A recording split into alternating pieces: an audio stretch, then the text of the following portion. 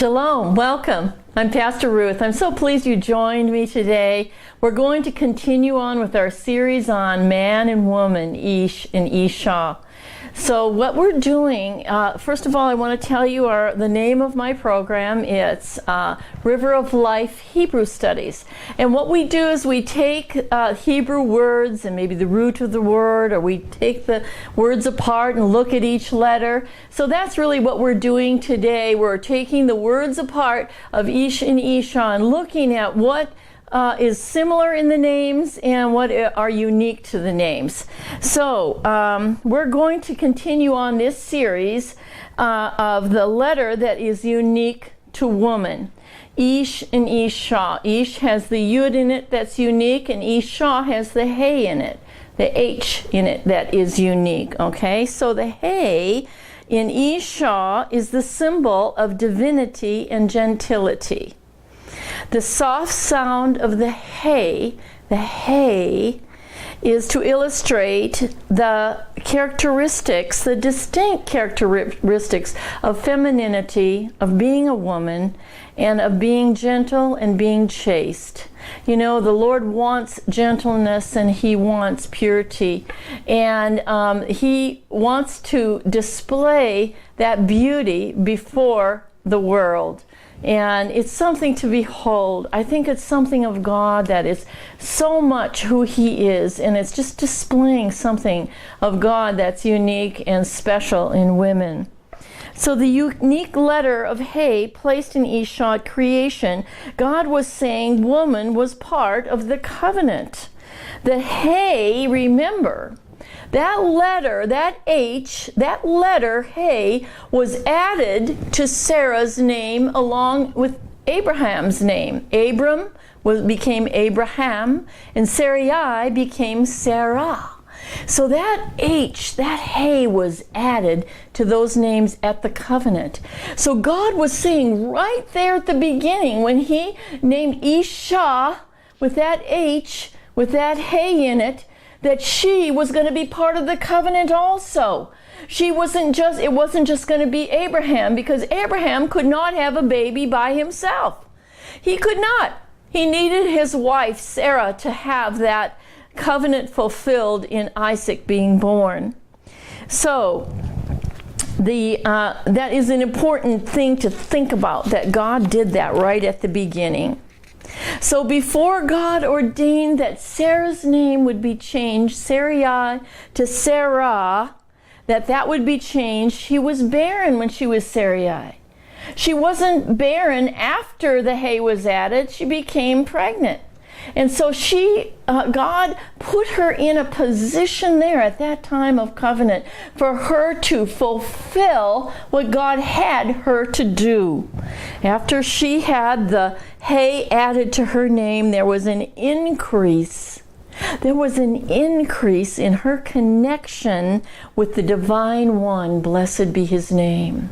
There was a new connection so that she could walk in a new level of faith. She could walk in a new level of prophetic. She could walk in a new level of the design that God had for her life and the fulfillment that needed to happen at that time in history. She bore Isaac, the promised son. So she became the woman who had the son of promise. She became known as the woman who had the son of promise.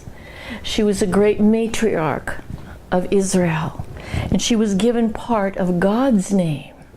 You know, the most sacred Hebrew name of God is Yud Hey Vav Hey.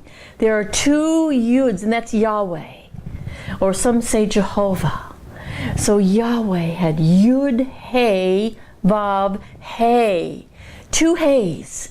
So I thought, well, maybe one went to Sarah and one went to Abraham, so they could bear God's name in their life. And just like us, we are the ones that bear the name of Yeshua here upon the earth. At that time, they would bear His name. They would be known as the people that knew God as Creator, and they knew the true and living God. So, hey, that letter that was added to Ishah, it also means behold. Behold expresses like divine expression of revelation. You know, I've got revelation of something. Oh, I found out. I thought of something. God gave me something. Oh, or if you hear something and you just almost have to gasp. You might be in a situation where you don't feel you can, but if you hear something and you just see it's revelation, it bringing something new to you. Oh, it's like divine revelation. So the power to love unconditionally, through this power of love, her home was built up. She had something new in her life that came through the power of love that God gave her when He gave her part of her name. She got to be part of who God is and what He was doing on the earth. How many of you women want to be a part of that? Find out. He will give you revelation. You will gasp. You will love it. It will be wonderful. Open yourself up to hear from Him. He's ready to speak to you. Okay, so it says in Proverbs 14:1 that every wise woman builds her house up. So wherever we are building as women, whether it's in our homes, in our relationships, in our jobs, in our businesses, in our ministry, wherever we are building, we can build that house up or we can tear that house down. But God has given us the ability, through our covenant with Him, the strength of having relationship with Him through covenant. We can be builders. How many women out there want to be builders of the kingdom of heaven? You want to bring something good from heaven to earth. You want to have wisdom for the people that are coming up. You want to have wisdom for problems in relationships. You want to have wisdom that can bring mending and wholeness to situations. That's what happens when we're in covenant with God. That's what happened with Sarah. She became the matriarch of Israel, and she was able to bear the promised son that God had for her. So the hay written also means, if it's written out with the hay and the aleph together, that forms the word take. Okay? So just stay with me for a moment. That word hay, instead of just being one letter, if you spell the letter out, like 7, you can write the number 7 or you can spell it out. The hay, if it's written out, is the hay and the aleph together, and that means the word take. So let's look at this verse in Genesis 47:23. Take for yourself seed. Take represents the revelation of self in the act of giving oneself to another. Giving to others in the form of self-expression is the ultimate gift. If you lay your life down and if you give yourself, that is the ultimate gift. And in a situation, in a marriage, take for yourself seed. You could bear a child. For instance, in marriage, the giving of the gift of giving reproduces a child. In life, the gift of giving yourself reproduces the gift of love, the gift of kindness, the gift of peace, the gift of wisdom, the gift of prophetic insight. So seed taken can produce all those good things. But we also can take wrong kinds of seed by wrong thinking, looking at the wrong things on the TV or on the internet. Looking at the wrong things can start producing a seed that is going to produce a harvest that is wrong. So we have to be careful. There's all kinds of things out there that are connected with wrong religions that take us away from the true and living God, and we get under bondage. Yoga, for instance. People think it's just okay, but it's a part of the Hindu religion, and those that go delve into it or even dabble in it can end up with a demonic influence over their life that affects their body. They can actually end up with sicknesses and diseases because they're doing this. They think it's just a health thing. Well, there's plenty of other health things that you can do. You can swim, you can exercise, you can walk. But there are some things that you can do that will produce a harvest of bad.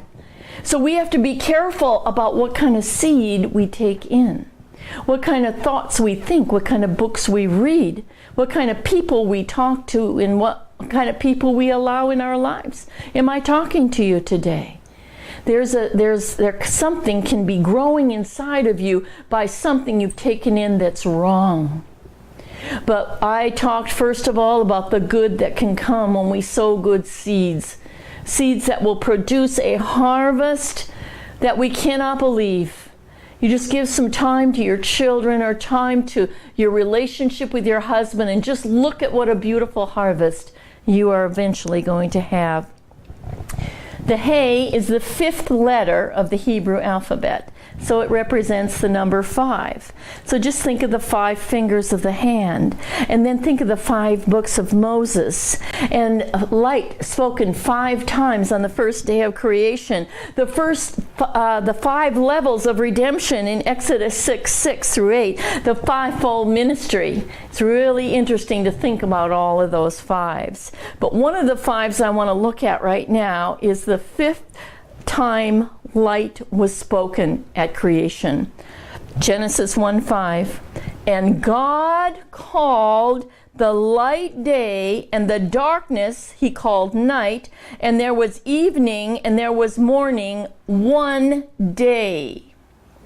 Or day 1, it reads. Now, Yom Echad. The 5th expression of light is considered the revelation of unity. Listen to me now. The 5th expression of light on the first day of creation is considered, Torah-wise and rabbinically, is considered the revelation of unity, Echad, because of the way it read. And God called the light day, and the darkness he called night, and there was evening and morning, day 1. So God could have used the word for one as Rishon.